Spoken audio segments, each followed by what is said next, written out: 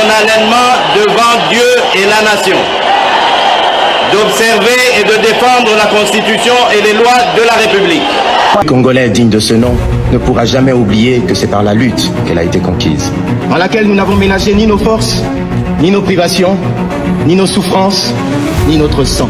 Nous devons marcher à fond, même conclure des accords avec le diable pour refaire l'unité du Congo. Rien à faire. Le Congo restera un et indivisible. Le peuple doit se mobiliser. Tout le monde se préparer pour confronter l'ennemi. Votre émission, vous devez liker, vous devez aimer l'émission, vous devez partager l'émission pour permettre aux autres ya kolanda biso, parce que libako yo beti ya kolanda biso permettre pe que bandeko mususu ba beta yango balanda pe, comme ça permettre que audience na biso ezala makasi information na makambo tozoloba ekomela ba oyo tozoloba bo partager émission suffisamment. Fois passé tolobelaki makambo ya économie ya mboka na biso ndenge ezali kotambola, tolobelaki gestion ya ville province ya Kinshasa. Lelo toko beta masolo ya liwa ya bombardement ya ba autorité ya M23 na mine na biso ya nini. Alors lelo tokobeta masolo ya liwa ya Wilingoma, tokobeta masolo ya ba blessure grave oyo ezali infligé na Sultani Makenga. Peuple congolais, soyez branchés. Déjà na lumbangu nyonso tozokende kobandana nu na lisolo ya dialogue intercongolais.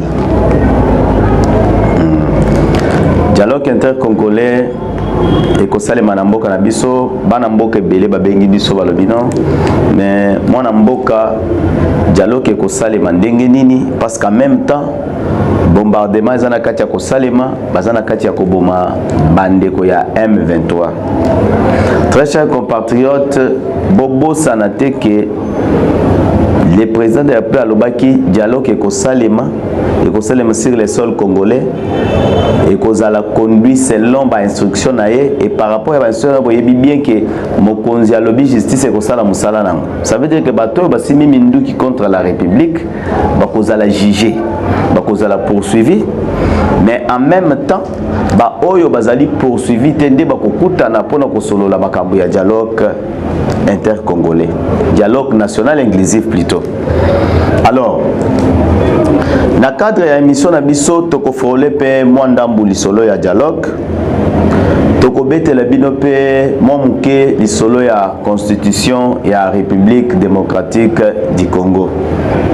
Oui, nous allons parler de la constitution parce que récemment colloque moko uti ko salema na université de Kinshasa oyo esankisaki ba éminent professeur ya droit, ba constitutionnaliste ya mboka na biso ba tiaki mayele na bango na makanisa bango pona ko étudier 20 ans après lelo constitution na biso ezali na état nini, et décision na bango ebimi balobi constitution na biso il faut ba réviser yango.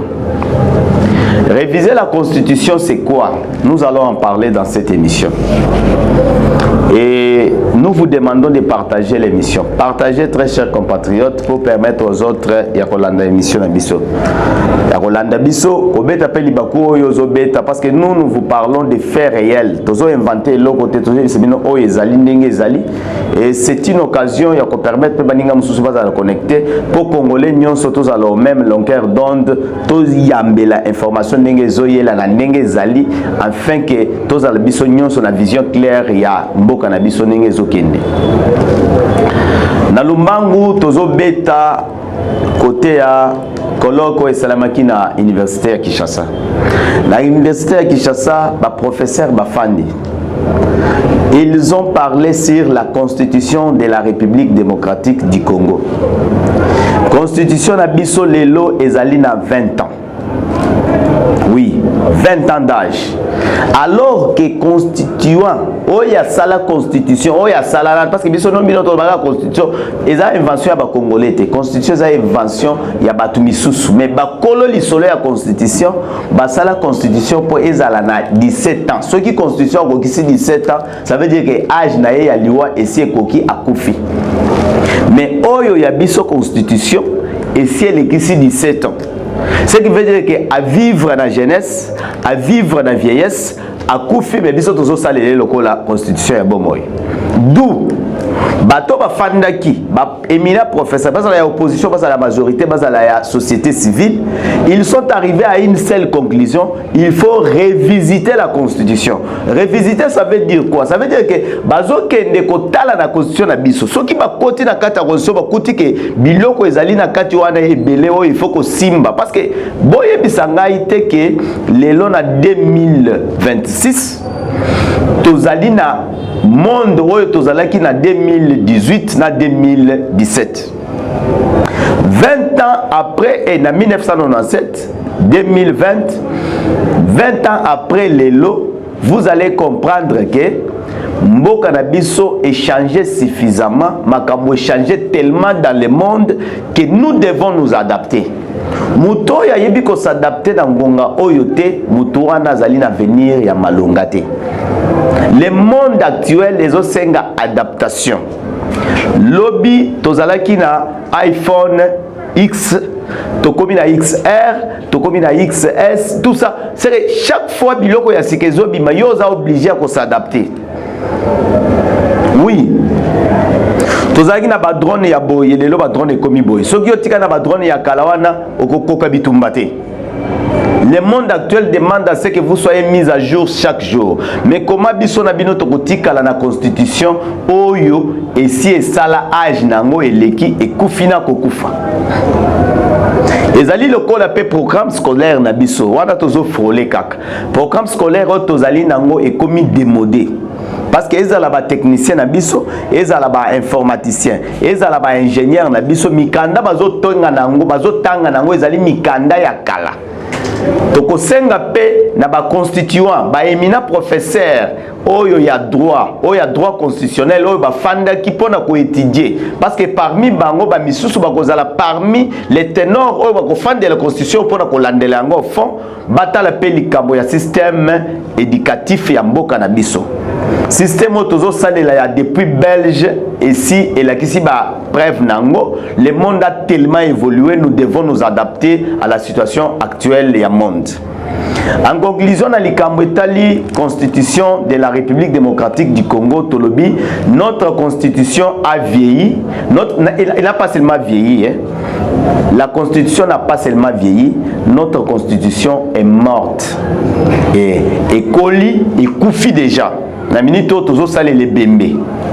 Parce que âge limite de la constitution est à 17 ans. Mais les lobbies sont déjà à 20 ans. Ça veut dire qu'il y a biso et c'est Koli et Komi Mubange et Koufi. Mais biso, nous voulons toujours continuer à utiliser cette constitution qui a déjà fait son temps et une constitution qui est déjà morte. Bako révisiter constitution bino bolobaka les termes utilisés ya kolobanon nous allons changer la constitution. Professeur Mbata na koloko wana ebisi biso terme changer la constitution est un terme vulgaire ya batu ya balabala. La constitution peut être révisitée. Lorsqu'on révisite la constitution, ndetango bako révisiter yango batali yango ko banda page ya liboso ti page ya suka na kati wana ne bako koma na conclusion ko baka non. Voilà ce que nous avons trouvé dans la constitution et sur base de ceci, nous allons la changer ou la modifier ou l'adapter. C'est les décisions wana ekoya après révisitation de la constitution. Alors très cher peuple congolais, très chers compatriotes, nous devons comprendre que notre constitution de la République démocratique du Congo doit être révisitée. Je pense que tous les 500 députés nationaux de la République démocratique du Congo, nous sommes d'accord sur ce point-là. Ceux qui bango bakoki ko sala yangote, les éminents professeurs tous en bango bakoki ko sala yango ba proposant au chef de l'État Alexis on a référendum pour que le peuple congolais puisse se décider parce que nous sommes les peuples congolais et nous sommes les souverains primaires bisonde basat tout sala qui que constitution ils a la mise en vigueur bisoka kawana ndé to koki ko changer yango to ko modifier yango to ko décider na sort nango. Alors, na lumbangu nyonso tozolungwa na lisolo ya Constitution de la République démocratique du Congo pona ko kende na lisolo ya Est de la République démocratique du Congo.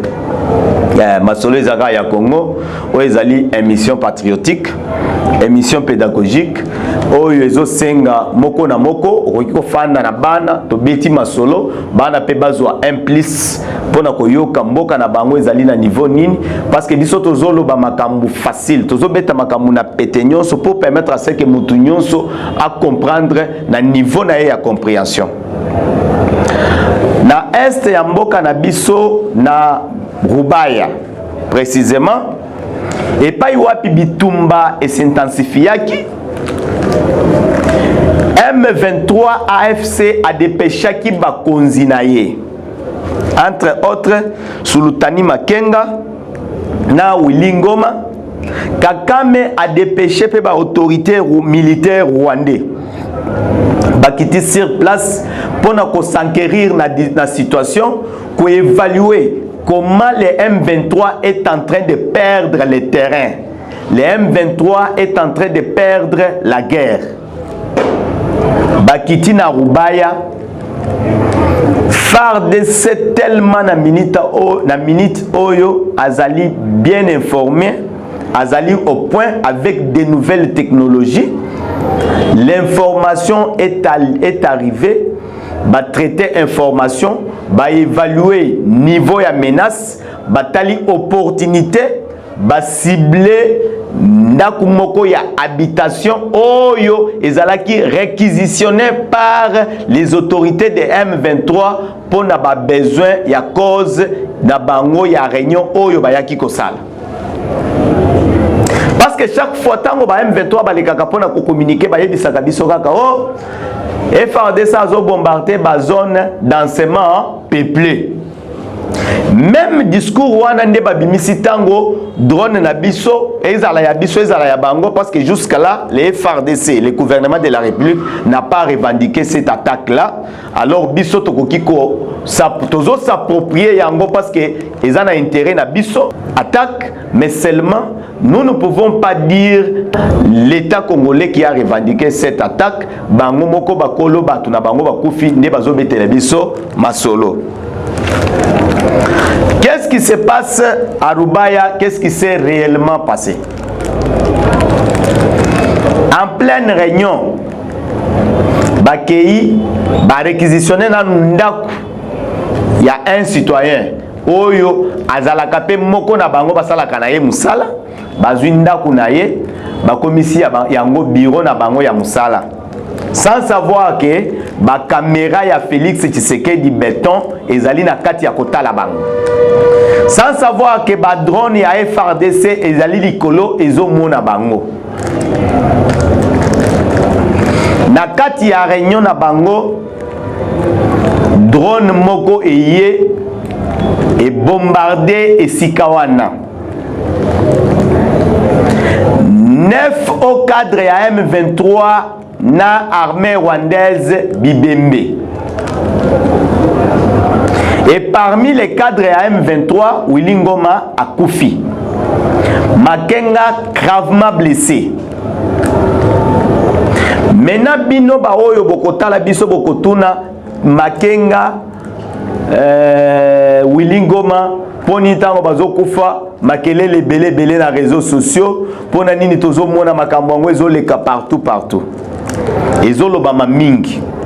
Dans cette émission na cadre nango tokobeta lisolo ya importance ya attaque wana na conséquence nango sur le fonctionnement normal ya M23.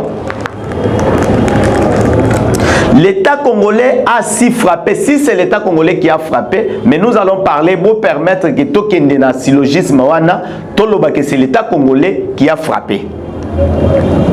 Alors, l'État congolais à s'y toucher là où ça fait mal. Parce qu'il faut comprendre Fikir, il y a Sultani Makenga. Dans le contexte, il y a Bitumba, il y a M23 AFC. Sultani Makenga Azali, stratège Mounene, et si Kanyonso M23 a Kanga territoire, une petite portion de terre, Oyo M23 a Kanya, pendant cette guerre, depuis Banda Tilelo, les stratèges, les pros, les maestros, il y a armée, il y a M23, c'est Sultani Makenga. Yenda pesaka ba stratégie nyonso, yenda la comment contourner les attaques ya FRDC, yenda azalina ba numéro ya ba traître oyo bazalina armée congolaise, ba oyo bazalina ba institution ya mboka na biso, ba oyo bazali parmi les civils, il sait où toucher pour contourner les attaques ya FRDC. La présence de cette personne na Rubaya et Yaki Ponanin. Peuple congolais, Rubaya ezali nini, ezali mine munene, gisement munene, ezali source de revenus à M23. Pour votre information, ce qui M23 lelo azali na budget il y a $1000, vous devez savoir que $50,000 et utakana, et $1000 vous devez savoir que $500 et utakana Rubaya. Alors, tant on va sentir que menace ya FRDC et KI et Zali na katiema, bazali na katia ko perdre terrain na Rubaya, les commandants, les stratèges, Abimi et Sika Zalaki, aye na lombango po aya ko sala nini, aya ko luka par quel moyen contourner les attaques des FRDC et des Wazalendo. Parce que Belé bozo comprendre tes présences na ye na Rubaya ezalaki nini. Non, présence ya Sultani Makenga na Rubaya ezalaki parce que c'est lui les commandants, c'est lui les stratèges, c'est lui les fins stratèges ya M23 oyo azalaki na capacité ya ko contourner ba attaque ya FRDC. C'est ça la raison de sa présence na Rubaya. Wilingo ma présence na ye ezalaki présence d'abord azali colonel. Et tant qu'on est là un apport, mais c'est le Fikir du M23. Aïe kozwa, quelle est la stratégie et la communication qu'on utilise pour affaiblir démarche à FRDC à conquérir territoire na biso oyo ezali na Rubaya oyo tozalaki na kati ya ko partager na ba rebelle jusqu'à ce que to bombarder to récupérer. Les communicateurs, les loso qui botali et sikanyon au président de la République à Kendaka, atambola kana ministre de la mission de communication. Ils allaient pour un plaisir. C'est parce que tout ce qui va se passer là-bas doit être rapporté et c'est le ministre de la communication qui est le mieux placé pour rapporter information au sens propre à Nango. Alors présence ya Willing Koma na Rubaya ezalaki pour trouver des voies et moyens, trouver la meilleure façon de communiquer sur l'attaque des FRDC. FRDC, le gouvernement de la République, va comprendre que pour affaiblir M23, nous devons attaquer tous les sites miniers stratégiques. Oh, ils ont fait makasi ya kofanda, makasi ya kofuta, basoda na bango, makasi ya faire fonctionner administration parallèle. Oh, bazali na kati ya kobunda pona ko créer na est de la République. Je pense que je suis suffisamment clair. Là, nous parlons sérieusement de la situation des Rubaya. De Willing Goma, la présence de Sultani Makenga na Rubaya ezalaki pour trouver des voies et moyens parce que les M23 depuis Kobimana Bango na Uvira, ils ont perdu suffisamment de terrain. Ils ont tellement perdu que Makenga et Sika Zalaki, acquilés par ses compères, confrère que non ndeko yoza wana yonde tochela motema pona ko kanyele biso ba terrain. Comment ça se fait que les lots tozala kata ko perdre yo fandiao va trouver un moyen. Rubaya ne doit pas tomber. Nous devons conserver Rubaya pour faire en sorte que nous puissions nous ravitailler en armes, en nourriture, logistique et toutes sortes des armes pour continuer la guerre. Bino batu bolobaka ka M23 azoluka dialogue. Comment okoluka dialogue mais ozo conserver ba mine o ezo peso mbongo wana ezo somba ba minduki bozo somba ba drone kamikaze o bozo attaquer nango peuple congolais bozo bombarder nango peuple congolais. Très chers compatriotes, vous avez compris que na Rubaya présence ya Sultani Makenga ezalaki stratégique. Mais curieusement, la vigilance, les lois ezali na camp ya FRDC parce que infiltration ezali suffisamment combattu au sein de FRDC. Les lots, si ba infiltré bazalaki 100 na FRDC, je vais dire ici très haut et fort que les lots batikali 5. Et les 5 là seront neutralisés petit à petit. Ne vous en faites pas. Les M23 ne reculent pas. Les M23 perdent du terrain. Banamboka Bobo Sanateke, en 1997, pendant tout simplement 8 mois, M23 Lungwaki na Est de la République a commencé déjà na Kinshasa.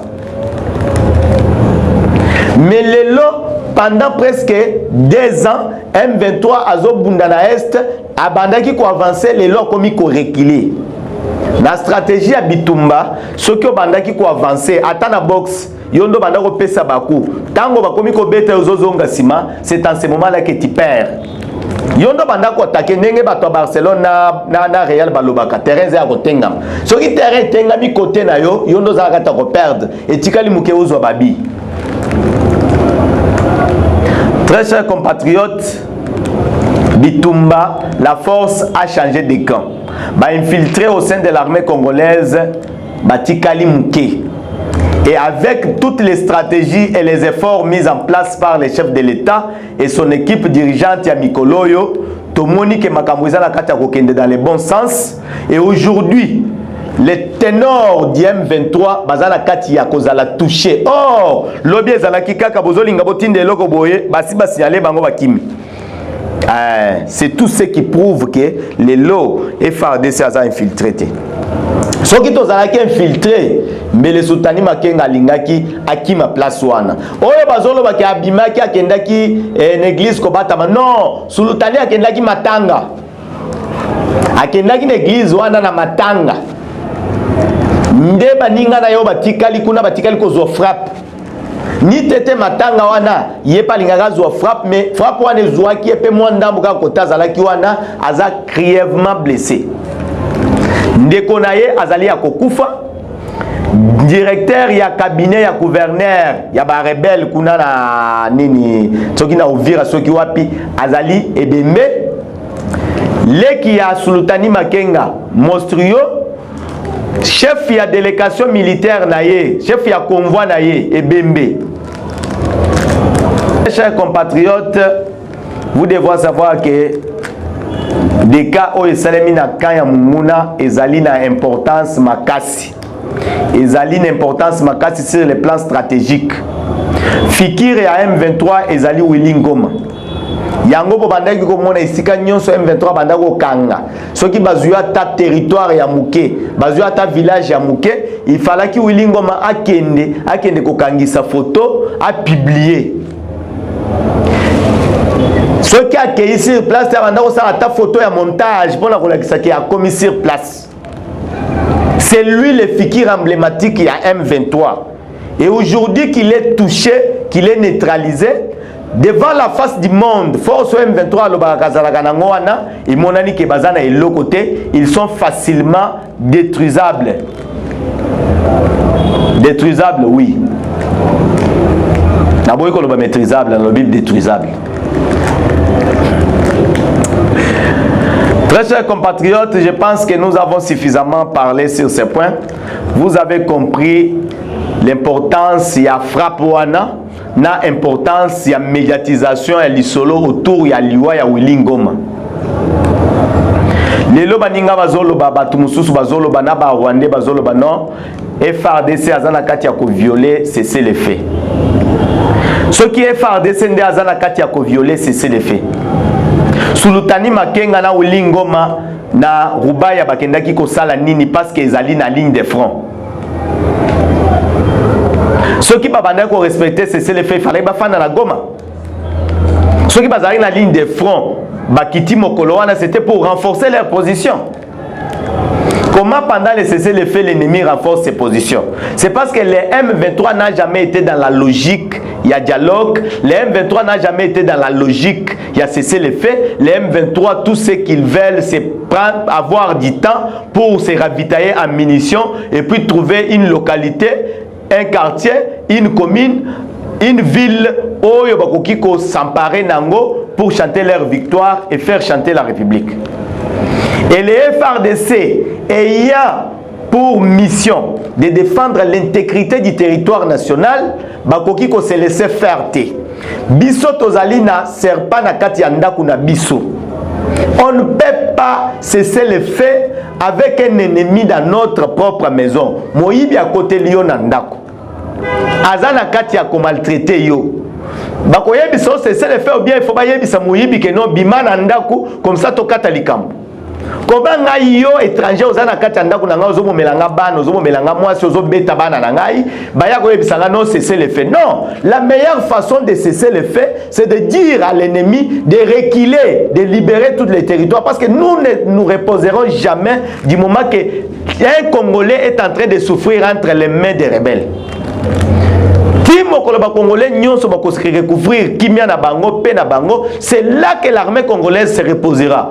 Ceux qui sont congolais, où qu'ils soient, sur les territoires où ils sont occupés par l'ennemi, bazali na maboko ya ennemi, les FRDC continueront à avancer. Quel que soit les mots, c'est le fait, nous ne cesserons pas les faits, les FRDC continueront à avancer jusqu'à ce que l'ennemi soit dans ses derniers retranchements.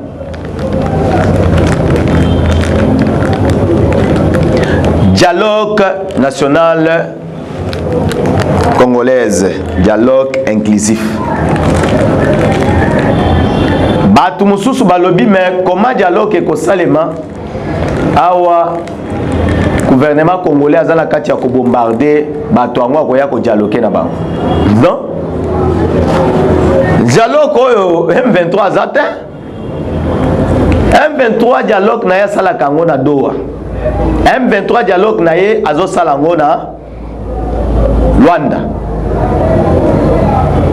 Dialogue na ye Luanda Doha. Dialogue quoi ezo salema za dialogue ya ba Congolais, ça veut dire l'opposition, les pouvoirs, la société civile, ba kofanda pona ko bunda autour de l'unité nationale afin de combattre les poisons rwandais. Oyo ezali na kati ya kokota et pas ba Congolais pour diviser bango afin de profiter par quel moyen entrer au Congo. Poison rwandais ezali na kati ya kokota kati ya ba Congolais. C'est ça même la raison il y a ba infiltration, ba infiltrer la facilité oyo certains de nos généraux bazo céder et pas ya Munguna, ça veut dire qu'il y a un discours oyo ezali vulgarisé par l'ennemi oyo ezo salake tango azo bete la général lisolo wana tango azo bete lisolo wana il alobi non c'est dans mes intérêts non ce qui les l'autre ozui pe province ngai na kokoma pe président ya province na biso non ça ne se fait pas papa bozala pe batu. Très chers compatriotes, Musée Laurent Désiré Kabila a solola kana ba Rwandais. Ba Rwandais ba appuyer militairement. Mokolo komaki na Lubumbashi, Lubumbashi ezali deuxième ville de la République démocratique du Congo. Ezala qui lié à propriété pour s'autoproclamer président de la République. S'il l'a fait, c'est parce qu'il sentait la menace qui pesait sur lui. Mais malgré qu'il l'a fait, ba Rwandais ba salignon so pour éliminer yé. Parce que bango nde batu basala ye. Et là je profite pour na kosilisa lisolo ya Willingom. Vous devez savoir que Musée Laurent Désiré Kabila Mokolo a rejoindre AFDL. Azalaki juste communicateur, porte-parole ya AFDL. Bino batbozo tout l'importance ya liwa ya Willingom. Musée Azalaki juste porte-parole, yenda yeko comme leader ya mouvement parce que c'était le Fikir qui était le plus connu. Et aujourd'hui, lorsque vous voyez l'armée congolaise neutraliser quelqu'un comme Willingoma, ne prenez ça pas ça à la légère. C'est un choix stratégique et c'est un message oyo ba pesi na ba oba tikali kuna. Paluku abandaki ko samba na lola ye moko azo samba ba témoin bazalité. A plaider à luki témoin balobi bakende ko luka Willy Ngoma na makenga ba ya ko témoigner. Nde batindi drone wana po ya ko zwa ma Willy Ngoma akende ko témoigner kuna na lola. Na minute aza kuna. Kona ko confirmer ba dire ya Paluku ou infirmer ce dire là. Très chers compatriotes, Mouzé Laurent Désiré Kabila a s'autoproclamé président de la République Wapi dans Lubumbashi. Pourquoi? Parce qu'il a senti la menace qui pesait sur lui, sur sa vie. Et une fois qu'il s'est senti en sécurité, ne serait-ce qu'en sécurité, parce qu'il est en sécurité, parce qu'il n'était pas totalement en sécurité, mais lorsqu'il s'est senti en sécurité, l'épée Oyamona Kiwana, il a décidé de frapper directement. Mais quand il n'avait pas pris toutes les dispositions possibles, à se maintenir en vie le plus longtemps possible, il y a une année après, une année et demie après, bah éliminé. C'est ça les Rwandais. Les Rwandais en a dit le mot, mais c'est Corneille Nanga, vous avez déjà perdu tout. Les Rwandais vont vous éliminer. L'Andela Kalisolo ya Mouzé Laurent Désiré Kabila. Avant Mouzé Laurent Désiré, c'était Ngandou Massassou, le Sassou Ngandou. Akenda Wapi, il a été éliminé par les mêmes Rwandais parce qu'ils ne servaient pas leurs intérêts. Au Zawana, lorsque vous oserez servir les intérêts du pays, vous allez mourir. Avec les Rwandais, c'est ça. Palou Koufinine.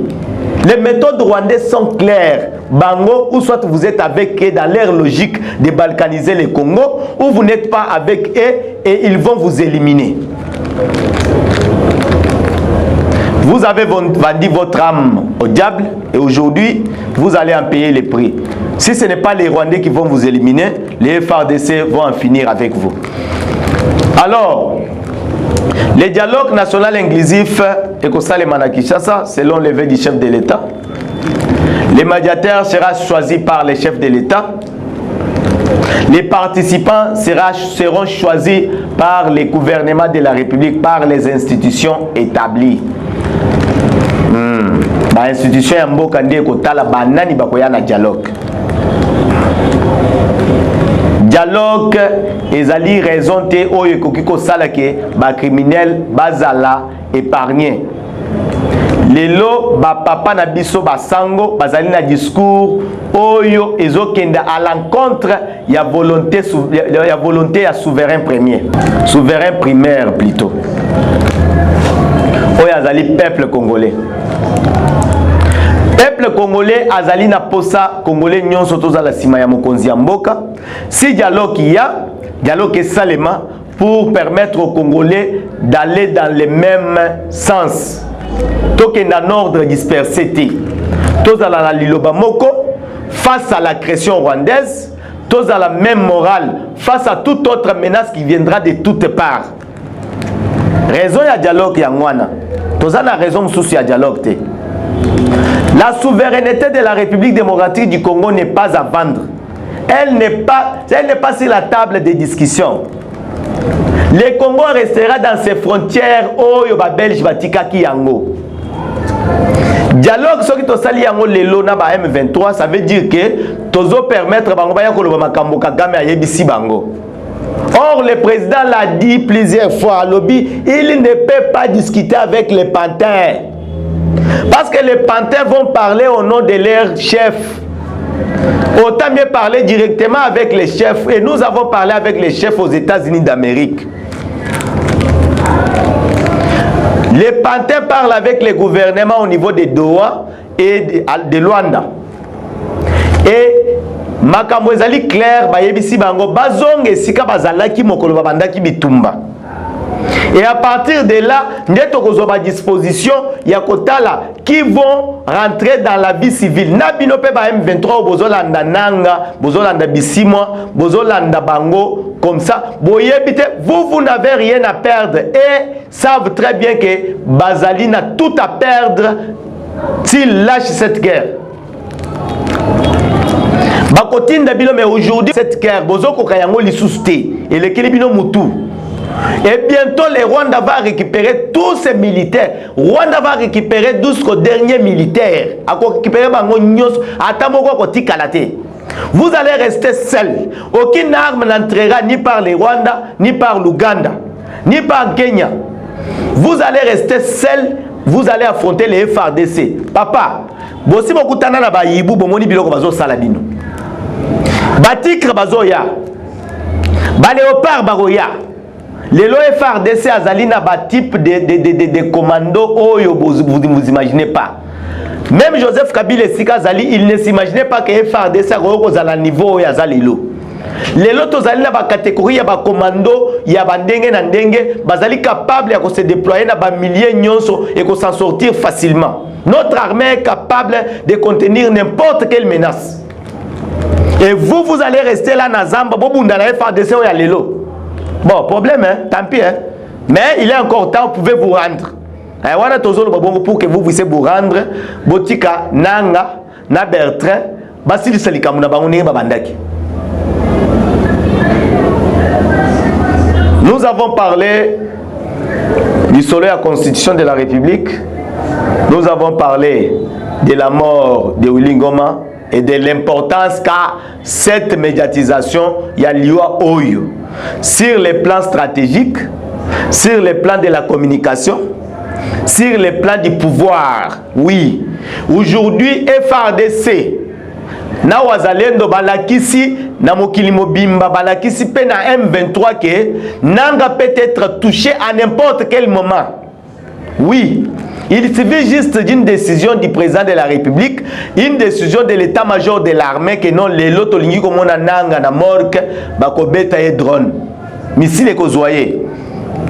Les FARDC est équipé de la nouvelle technologie où ils ont permettre biso ko localiser na ko identifier ba individu nyonso esika nyonso bazali.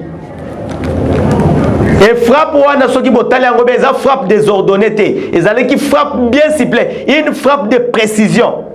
Parce que quoi kaka na ndako wana esali ba deka et puis densément peuplé on va utiliser kawana mais dans les décombres il y a ndako tango ekoi ba bimisika ka bibembe ya ba militaire rwandais na ba militaire ya M23.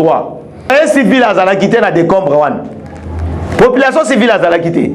C'est pour vous dire que la frappe wana oyo ya FARDC ezalaki une frappe de précision. Une précision comme jamais vue auparavant. Problème Nabino est déjà résolu. Aujourd'hui, vous savez très bien que vous pouvez rejoindre l'au-delà à n'importe quel moment. Il est temps de vous décider. Ne vous entêtez pas, parce que votre entêtement vous amène à la mort. Willy Ngoma le faisait, aujourd'hui, il a rejoint Paloukou. Nangana Bissimo. Nabino ba oyo bozo se vanter que bokeko rejoindre M23. Nabino ba oyo bo pesa ka bango information. Vous ne voyez pas qu'ils sont en train de perdre du terrain et que mokolo toko kanga bango pona ko sambisa bango ba kotanga comme Nabino parce que nous allons demander comment ils parvenaient à avoir les informations. Pourquoi ne pas vous désolidariser de ces gens? Il est temps, peuple congolais.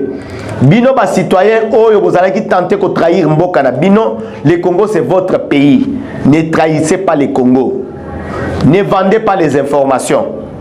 La guerre est en faveur de la République démocratique du Congo.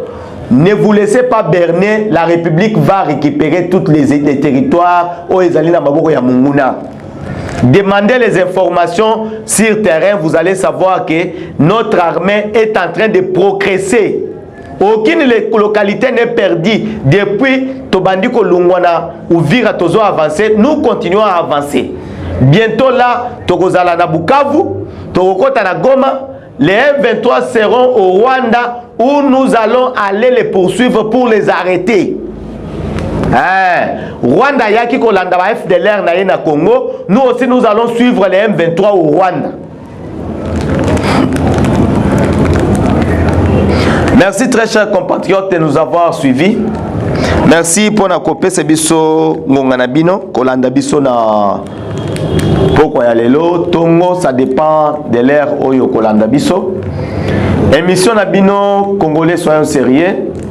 Ezali au cœur ya information ya mboka. nous avons des analyses oyo ezokende toujours dans le sens oyo ya ke mutu nyonso comprendre facilement. Des analyses pédagogiques, toujours ça l'effort ya koloba na facilité pour permettre à ce que mutu nyonso à comprendre selon niveau ya compréhension na ye. Et s'il y a des questions à poser, bokoki toujours poser et nous nous ferons le plaisir de vous répondre ma question oyo kokende dans le sens ya bambriement te. Partagez l'émission, likez l'émission. Partagez pour permettre à ce que batubele baranda otopesi ba message belé, tolobeli constitution. Ba congolais belé ba yebité, qu'est-ce que c'est que révisiter la constitution? Ba congolais belé ba yebité que constitution to sale la que c'est koufa. Ce qu'on partage l'émission, qu'on permettre mutu muso comprendre que nos constitutions et c'est le cas 17 ans et salema pona yango. Constitution il faut pas révisiter yango pour total ceux qui tokoki ko changer tout, tokoki ko améliorer. Il faut partager l'émission afin que les messages atteignent le plus de personnes possible. Il faut liker l'émission pour nous donner de la force. Oui, il faut nous donner de la force afin que nous puissions continuer avec ce travail que nous avons choisi pour l'intérêt de la nation. Ce que nous faisons, vous pouvez le faire. C'est pour votre pays. Et si nous le faisons et que vous sentez que nous le faisons comme vous pouvez le faire, vous devez nous donner la force. Ça veut dire en likant, en partageant l'émission, vous nous donnez la force de continuer à le faire. C'est que nous sommes votre porte-parole, nous le faisons comme vous auriez pu le faire, alors encouragez-nous. Merci de nous avoir suivis. À la prochaine occasion. Je jure solennellement devant Dieu et la nation d'observer et de défendre la Constitution et les lois de la République. Le Congolais digne de ce nom ne pourra jamais oublier que c'est par la lutte qu'elle a été conquise, dans laquelle nous n'avons ménagé ni nos forces, ni nos privations, ni nos souffrances, ni notre sang. Nous devons marcher à fond, même conclure des accords avec le diable pour refaire l'unité du Congo. Rien à faire. Le Congo restera un et indivisible. Le peuple doit se mobiliser. Tout le monde se préparer pour confronter l'ennemi.